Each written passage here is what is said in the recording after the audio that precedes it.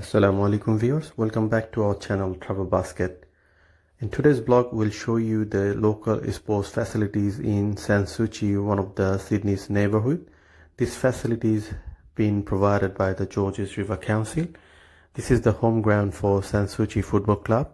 The ground has little gallery to watch the local matches.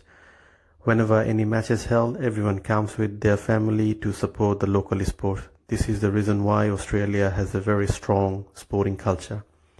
Souci Football Club ground has a clubhouse which provides locker room facilities for home and away team and also for the referees. Toilet facilities are well maintained by the council. In my last blog I did show you the sports facilities in Punchbowl Park, which has a cricket oval, tennis court, kids playground and a big outfield. And the outfield is used for playing cricket, football and rugby. And also in the ground of the Souci Football Club, which has a net practice facility for the cricket as well. And also there is a big picnic area known as Claydon Reserve, literally right next to the Souci Football Club ground. And also the Claydon Reserve has a big barbecue facility and kids playground for the locals. But anyone can come and enjoy the facilities all year round. Both the football ground and the Claydon Reserve are on the shore of the Botany Bay. And there is a golf course named as Beverly Park Golf Club, which just across the football ground and the Claydon Reserve.